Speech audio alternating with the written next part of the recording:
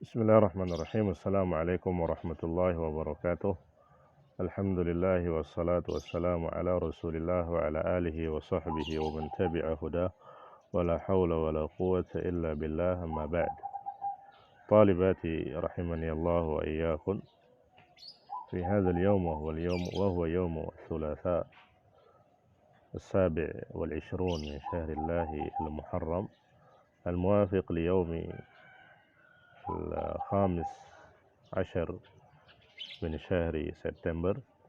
سوف نواصل درسنا في درس الفقه، وسنأخذ اليوم باب بيع الأصول والثمار.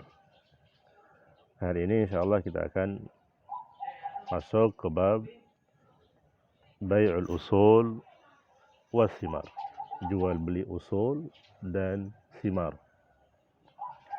Al-usul di sini maksudnya adalah atau bisa diartikan dengan harta-harta yang tidak bergerak, seperti kebun, rumah, apartemen, sawah, termasuk juga pepohonan. Dan Syekh di sini akan fokus membahas jual beli pohon. Adapun as-simar di sini artinya buah-buahan. Dan buah-buahan yang dimaksudkan adalah buah-buahan yang masih ada di atas pohonnya. Bagaimana hukum jual beli buah-buahan yang masih ada di atas pohonnya? Di poin yang ke-329 beliau membawakan sebuah hadis, yaitu sabda Rasulullah sallallahu alaihi wasallam, "Man ba'a nakhlan ba'da an tu'abbara fasamaratuha lil ba'i'i illa an yashtaritaha al mubta'u." Man ba'a nakhlan بعد أن تؤبر فثمرتها للبائع إلا أن يشترطها المبتاع. متفق عليه. Artinya, barang siapa yang menjual pohon kurma, pohonnya, bukan buahnya saja tapi pohonnya, ba'da an tu'abbara, setelah dilakukan penyerbukan. Abbara yu'abbiru bima'na laqqaha yulaqqihu, penyerbukan, menyerbuk. Fasamaratuha lil bai', maka buah yang ada saat terjadi transaksi itu merupakan hak milik penjual. Illa ay yashtaritaha al mubta'u, muttafaqun alaih. Kecuali apabila si pembeli mensyaratkannya masuk ke dalam transaksi. Maka pada saat itu, ketika si penjual, si pembeli memasukkan buah yang ada itu masuk dalam transaksi, kemudian disetujui oleh si penjual, maka buah yang ada merupakan hak milik si pembeli. Hal ini berlaku untuk pepohonan yang lain selain kurma. Ketika dijual dan saat terjadi transaksi, pohon tersebut sudah berbuah, maka buah yang ada saat terjadi transaksi tersebut itu merupakan hak milik si penjual, sebagaimana yang dijelaskan di poin 330, 331, dan 332. Kesimpulannya itu.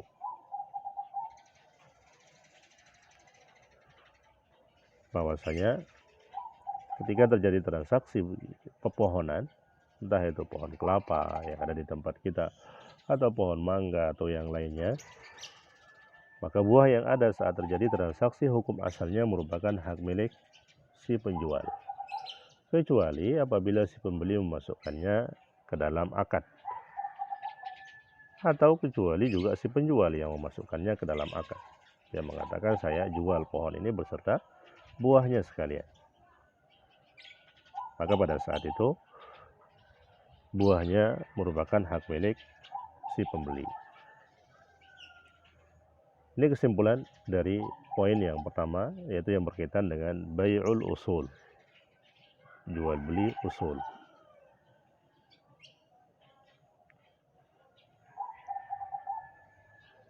Kita masuk ke bagian yang kedua dari bab ini, yaitu bai'us thimar allati ala syajariha,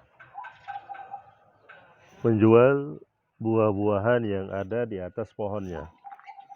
Di sini saya kasih ringkasan sedikit, semoga jelas tulisannya. Bai'us thimar allati ala syajariha, menjual buah-buahan yang ada di atas pohonnya. Menjual buah-buahan yang ada di atas pohonnya. Kondisi transaksi ini ada dua. Yang pertama, ba'da buduwis shalah. Transaksinya dilakukan setelah muncul tanda layak panen. Transaksinya dilakukan setelah buah tersebut sudah layak panen, sudah tua, sudah matang.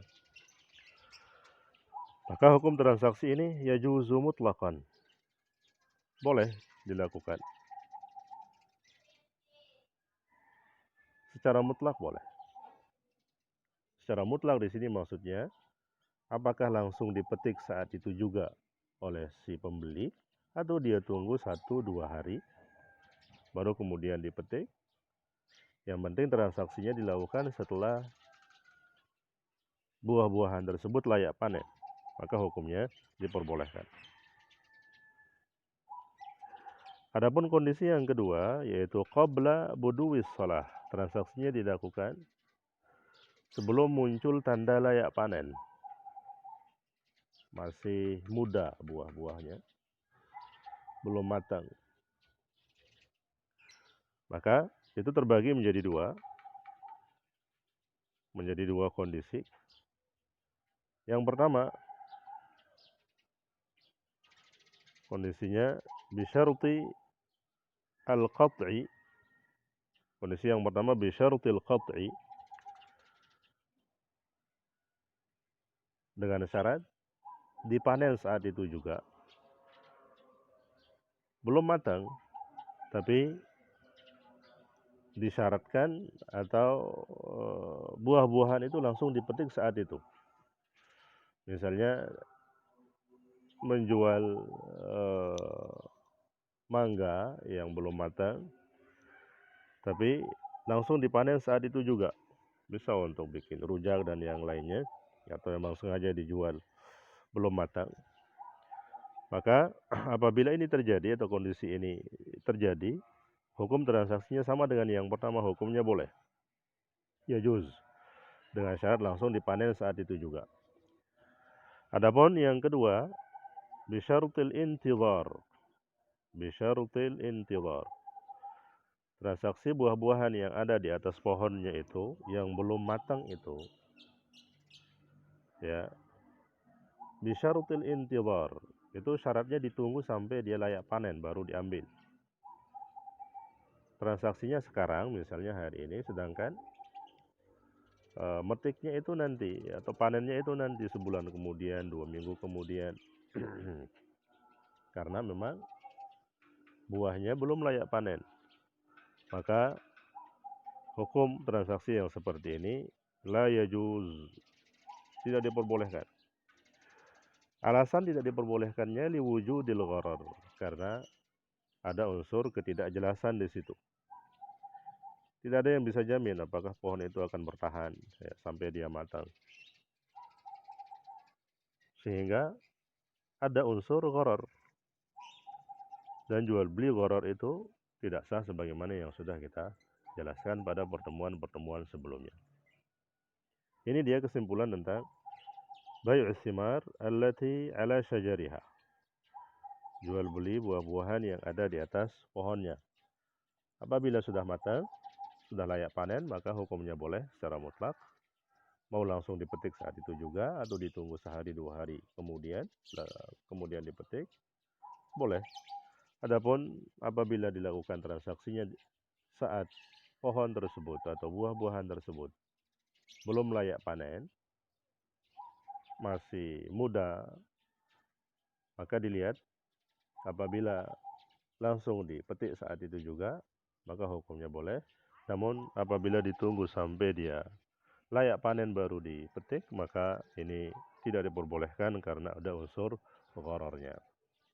Nah, kemudian kita baca kitabnya, kita ke poin 333. Wa naha Rasulullah sallallahu alaihi wasallam an bai'is thimari hatta yabdu salahuha. Nahal bai'a wal mubta'a. Rasulullah sallallahu alaihi wasallam melarang menjual buah-buahan yang masih ada di pohonnya, maksudnya hatta yabdu salahuha, sampai muncul tanda layak panennya. Sampai muncul tanda layak panennya. Nahal bai'a wal mubta'a. Nabi melarang penjual dan juga pembeli. Dan ini berlaku apabila transaksinya yang pertama dilakukan sebelum muncul tanda layak panen, kemudian dengan syarat ditunggu sampai dia matang layak panen seminggu, 2 minggu, dan seterusnya. Poin berikutnya 334, wa su'ila an salahiha faqala hatta tadhhaba 'ahatuhu.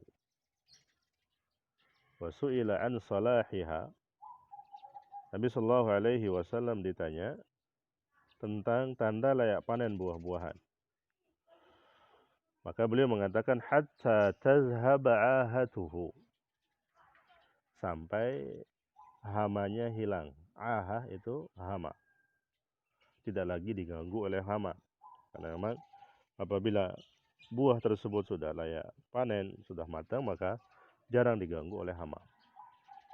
Wa fi lafdhin, dalam lafaz yang lain, hatta tahmarra aw tasfarra.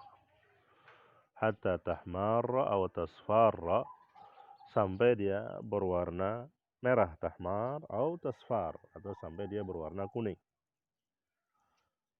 Dan tentu warna itu berbeda sesuai dengan jenis buah-buahannya. Nah, ini diketahui oleh petani. Ada yang tanda layak panennya itu berwarna merah, berwarna hijau, ya, berwarna kuning, dan yang lainnya. Kemudian berikutnya, poin terakhir, yaitu 335. Wa naha an bai'il habbi hatta yashtadda. Wa naha an bai'il habbi hatta yashtadda.